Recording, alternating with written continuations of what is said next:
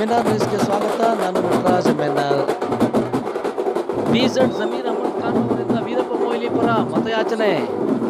ಬೆಂಗಳೂರು ಗ್ರಾಮಾಂತರ ಜಿಲ್ಲೆ ಹೊಸಕೋಟೆ ತಾಲೂಕು ನಂದಗುಡಿ ಹೋಬಳಿಯ ಬೈಲಾರ್ಸಪುರ ಗ್ರಾಮದಲ್ಲಿ ನಂದಗುಡಿ ಕ್ಷೇತ್ರದ ಜಿಲ್ಲಾ ಪಂಚಾಯತಿ ಸದಸ್ಯರಾದ ಸಿ ನಾಗರಾಜ್ರವರ ನೇತೃತ್ವದಲ್ಲಿ ಬಿಜೆಡ್ ಜಮೀರ್ ಖಾನ್ ರವರು ಚಿಕ್ಕಬಳ್ಳಾಪುರ ಲೋಕಸಭಾ ಕ್ಷೇತ್ರದ ಮೈತ್ರಿ ಪಕ್ಷದ ಅಭ್ಯರ್ಥಿಯಾದ ವೀರಪ್ಪ ಮೊಯ್ಲಿ ಪರವಾಗಿ ಮತಯಾಚನೆ ಮಾಡಿದರು.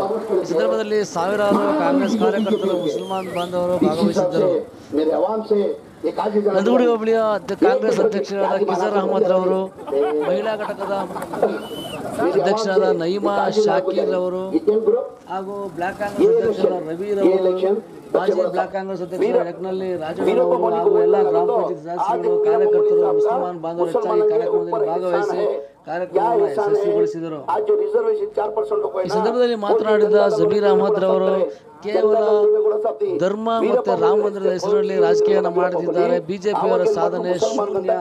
ಧರ್ಮಾತೀತವಾಗಿ, ಜಾತ್ಯಾತೀತವಾಗಿ ನೀತಿ ಮೇಲೆ ರಾಜಕಾರಣ ಮಾಡ್ತಕ್ಕಂಥವ್ರು, ದೇಶಕ್ಕೆ ಸ್ವಾತಂತ್ರ್ಯವನ್ನು ತಂದುಕೊಟ್ಟವರು, ದೇಶವನ್ನು ಅಭಿವೃದ್ಧಿ ಪಥ ನಡೆಸಿಕೊಂಡು ಹೋದವರು ಕಾಂಗ್ರೆಸ್ ಪಕ್ಷ. ಆದ್ದರಿಂದ ಕಾಂಗ್ರೆಸ್ ಪಕ್ಷಕ್ಕೆ ಮತ ನೀಡಿ ಮೈತ್ರಿ ಪಕ್ಷದ ಅಭ್ಯರ್ಥಿಯಾಗಿ ವೀರಪ್ಪ ಮೊಯ್ಲಿ ಅವರು ಸ್ಪರ್ಧಿಸಿರುವುದರಿಂದ ವೀರಪ್ಪ ಮೊಯ್ಲಿ ಅವರಿಗೆ ನೀವು ಮತ ನೀಡಬೇಕು. ಕೇವಲ ಮೋದಿ ಮುಖ ನೋಡಿ ಓಟ್ ಹಾಕಿ ಅಂತ ಹೇಳಿ ಬಿಜೆಪಿ ಪ್ರಚಾರ ಮಾಡ್ತಾ ಇದ್ದಾರೆ.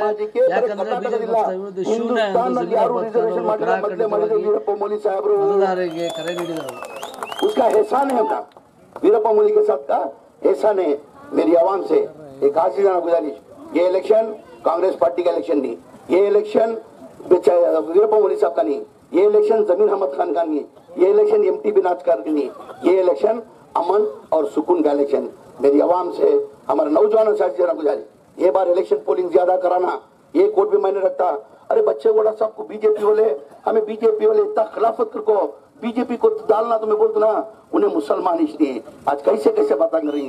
ओपन जीतने के बाद इतना सब बोलती, दाढ़ियां छोड़ने वाले मेरे पास आना नहीं, टोपी पहने वाले मेरे पास आना नहीं, बुरखा पहने वाले मेरे पास आना नहीं। पूरे काउंसलर को मैं डायरेक्शन देखो हूँ कि मुसलमान एरिया में काम नहीं करना। वक्ता बोलने के बावजूद भी वो बच्चे बड़ा को वोट डाल सकते हैं तो मैंने मुसलमानों पर आज देश का क्या हिसाब से डालती रहेंगा उन्हें रहेंगा। वो बच्चे गोड़ा को बच्चा बना एमटी बना घर में बिठा दिया, बैठे बाप बन गए ना बाप है तुम्हारा ಎಂದು ಜಾತಿ ಪದ ನಮ್ಮ ಇಸ್ಲಾಂ ಧರ್ಮ ಯಾವತ್ತೂ ನಮ್ಗೆ ಗೆಲ್ಲಿಲ್ಲ ಅಣ್ಣ. ಜಾತಿ ಮಾಡಿ ಅಂತ ನಮ್ಮ ಇಸ್ಲಾಂ ಧರ್ಮದಲ್ಲಿ ಹೆಂಗ್ ಗೆಲ್ಲಿರೋದು, ನಾ ಎಲ್ಲಿ ನೀವು ಬಾಳ್ತೀರಾ ಅಲ್ಲಿ ನಿಯತ್ತಾಗಿರ್ಬೇಕು. ಯಾರನ್ನ ಜಾತಿ ಇರ್ಲಿ ಅವ್ರ ಅನ್ನ ತಂದಿರಂಗೆ ಇರ್ಬೇಕು. ಇಲ್ಲ ಸ್ವತಂತ್ರ ತರಕ್ಕೆ ಸಾರಿ ಕಾಂಗ್ರೆಸ್ ಬಗ್ಗೆ ಸ್ವಾತಂತ್ರ್ಯ ತಂದಿರೋದು ನಾವೆಲ್ಲ ತ್ಯಾಗ ಮಾಡಿದ್ದೀವಿ. ಅದಕ್ಕೆ ಖಾಲಿ ನಾವು ಅಧಿಕಾರಕ್ಕೋಸ್ಕರ, ಅಧಿಕಾರ ಮುಖ್ಯ ಅವ್ರಿಗೆ. ಯಾವ ಹಿಂದೂನು ಬೇಕಾಗಿಲ್ಲ, ಯಾವ ಮುಸಲ್ಮಾನು ಬೇಕಾಗಿಲ್ಲ ಬಿಜೆಪಿಗೆ. ಮೊನ್ನೆ ಈಶ್ವರಪ್ಪ ಒಂದು ಬೇಡಿಕೆ ನೋಡಿದ್ರು, ಇನ್ನೊಂದು ವಿಡಿಯೋ ಬಂದಿದೆ ಏನಂತ ಅವ್ರಿಗೆ ಒಂದು ಮುಸ್ಲಿಂ ಮನೆಗೆ ಹೋಗ್ತಾರೆ, ಇಲ್ಲಪ್ಪ ನಾವು ಹಿಂದೂಗಳು ಒಂದು ಓಟ್ ತಗೊಳಕ್ ಮಾಡೋದು, ನಾವು ಬೈಯೋದು ಮುಸಲ್ಮಾನ್ಗಳಿಗೆ, ನಾವೆಲ್ಲ ಮುಸಲ್ಮಾನ್ ನೋಡ್ಕೊಂಡು ನಮಗೂ ಆಸೆ ಇದೆ, ನಾವು ನಿಮ್ ಮುಸಲ್ಮಾನ್ ಬೈದ್ರೆ ಮಾತ್ರ ನಮ್ಗೆ ಹಿಂದೂಗಳು ಓಟ್ ಕೊಡೋದು, ನಾವು ಏನ್ ಮಾಡ್ರು ನಮ್ಗೆ ಸಾಕರ್ ಸಭಾ ಓಟ್ ಕೊಡಿ ಅಂತ ಕೇಳ್ತಾರೆ. ಅವ್ರಿಗೆ ಮಾನ ಮರ್ಯಾದೆ ನಾಚಿಕೆ ಅಂದ್ರೆ ಪೂರ್ಣ ಬಿಜೆಪಿ ಅವ್ರನ್ನ ಇಟ್ಕೊಂಡು ಗೊತ್ತಿಲ್ಲಣ್ಣ. ಈ ಚುನಾವಣೆ ಈ ದೇಶ ಉಳಿಸೋ ಚುನಾವಣೆ ಇದು. ವೀರಪ್ಪ ಮೊಯ್ಲಿ ಇಲ್ಲ ಕ್ಯಾಂಡಿಡೇಟ್, ಅವ್ರ ಮೇಲೆ ಸಣ್ಣ ಪುಟ್ಟ ಏನೋ ಆಗಿರ್ಬೋದು, ಎಲ್ಲರಿಂದ ಸಾಧ್ಯ ಅಲ್ಲ. ಈಗ ನನ್ನ ಕ್ಷೇತ್ರದಲ್ಲಿ ನಾನು 4 ಬಾರಿ MLA ಆಗಿದ್ದೀನಿ, ಎಲ್ಲರಿಗೂ ಸಮಾಧಾನ ಮಾಡಕ್ ಸಾಧ್ಯ ಆಗಲ್ಲ. ಏನಕ್ಕಂದ್ರೆ ಮೊದಲೇ ಬಾರಿ ಒಂದು ಸಿಂಪತಿಯಲ್ಲಿ ಗೆದ್ಬಿಡ್ತೀವಿ, ಇನ್ನೊಂದು ಬಾರಿ ಗೆಲ್ಲಬೇಕಾದ್ರೆ ಇನ್ನೊಬ್ಬ ಜನ ಹೇಳ್ತಾರೆ ಏನ್ರಿ ಮಾಡಿದ್ದಾರೆ, ಎಂತದ್ ಮಾಡಿದ್ದಾರೆ ಅವರು, ನಮ್ಗೇನ್ ಮಾಡಿದ್ದಾರೆ, ಅದು ಸಹಜ. ಅದೆಲ್ಲ ದಯಮಾಡಿ ನೋಡ್ಬಾರ್ದು.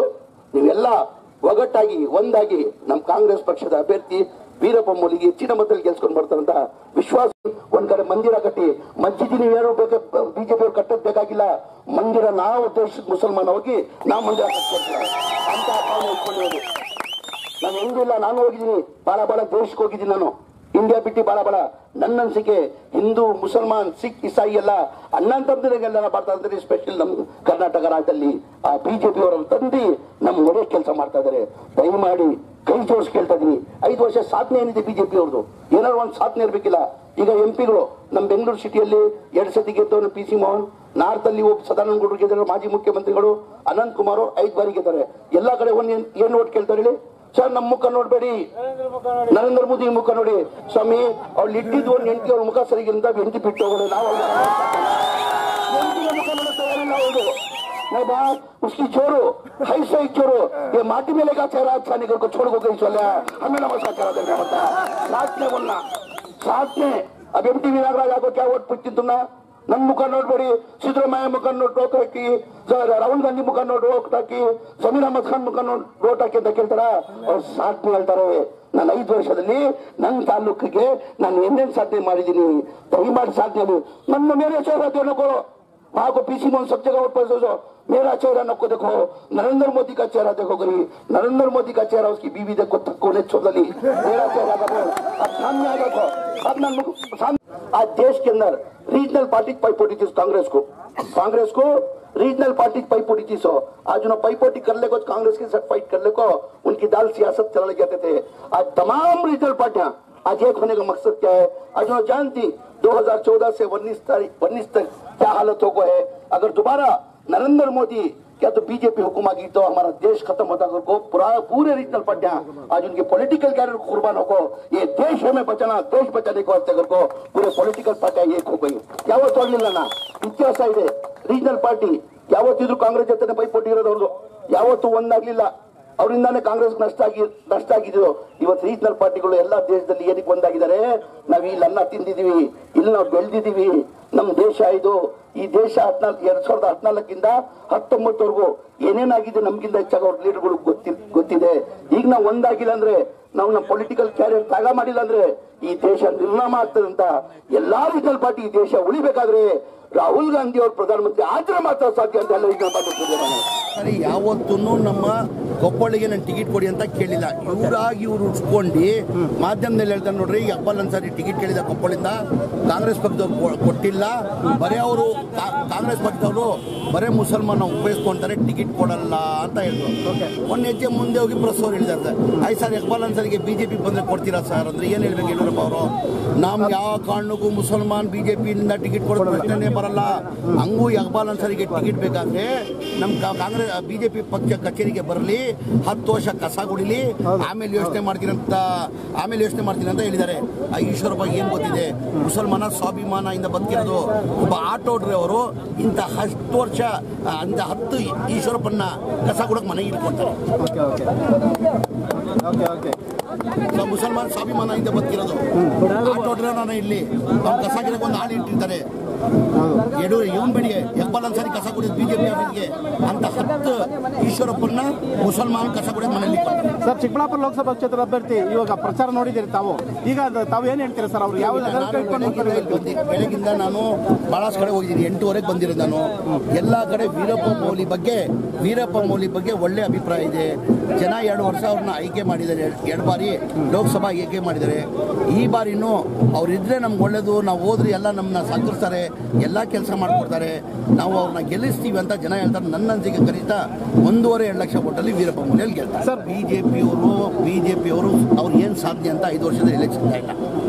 ಸಾಧನೆ ಹೇಳ್ಬೇಕಾದ್ರೆ ಓಟ್ ಕೇಳಬೇಕಾದ್ರೆ 5 ವರ್ಷ ಸಾಧನೆ ಏನು ಹೇಳಕ್ ಸಿದ್ಧ ಇಲ್ಲ ಅವರು. ಬರೀ ಎಲ್ಲೋದ್ರು, ಈಗ ಬೆಂಗಳೂರಲ್ಲೂ ಈಗ PC ಮೋಹನ್ 2 ಬಾರಿ MP ಆಗಿದ್ದಾರೆ, ಅನಂತಕುಮಾರ್ ಅವರು 5 ಬಾರಿ MP ಆಗಿದ್ದಾರೆ, ಸದಾನಂದಗೌಡ MP ಆಗಿದ್ದಾರೆ. ನಾನು ಈ ತರ ನನ್ನ ಅವಧಿಯಲ್ಲಿ ಇಂಥ ಕೆಲಸ ಮಾಡಿದೆ ಅಂತ ಹೇಳ್ತಾರೆ. ನನ್ನ ಮುಖ ನೋಡಬೇಡಿ, ನರೇಂದ್ರ ಮೋದಿ ಮುಖ ನೋಡೋಕೆ ಅಂದ್ರೆ ಸ್ವಾಮಿ, ನರೇಂದ್ರ ಮೋದಿ ಇದ್ದಿದ್ದು ಒಂದು ಹೆಂಡತಿ, ಅವ್ರ ಮುಖ ಬೇಡ ಅಂತಾನೆ ಹೆಂಡತಿ ಬಿಟ್ಟಿದ್ದಾರೆ. ಸಾಧನೆ ಹೇಳಿ ನಿಮಗೆ, ನೀವೇನು ಮಾಡಿದ್ದೀರಾ 5 ವರ್ಷದಲ್ಲಿ ಸಾಧನೆಯಲ್ಲಿ ಓಟ್ ಕೇಳಿ. ಬರೀ ನನ್ನ ಮುಖ ನೋಡ್ಬೇಡಿ, ನರೇಂದ್ರ ಮೋದಿ ಮುಖ ನೋಡಿ ಓಟ್ ಹಾಕಿ. ಸ್ವಾಮಿ, ನರೇಂದ್ರ ಮೋದಿ ಏನು ಕೆಲಸ ಮಾಡಿದ್ದಾರೆ, ಏನಂತ ಅವ್ರ ಮುಖ ನೋಡಿ ಓಟ್ ಹಾಕೋದು, ಏನಂತ ಓಟ್ ಮಾಡೋದು. ಆಮೇಲೆ ಬಿಜೆಪಿ ಅವ್ರಿಗೆ ಏನು ಇಂಥದ್ದು ಮಾಡಿದೀವಿ ಅಂತ ಹೇಳಕ್ಕೆ ಯಾವುದಿಲ್ಲ, ಬರೇ ಜಾತಿ ರಾಜಕಾರಣ ಮಾಡ್ತಾರೆ.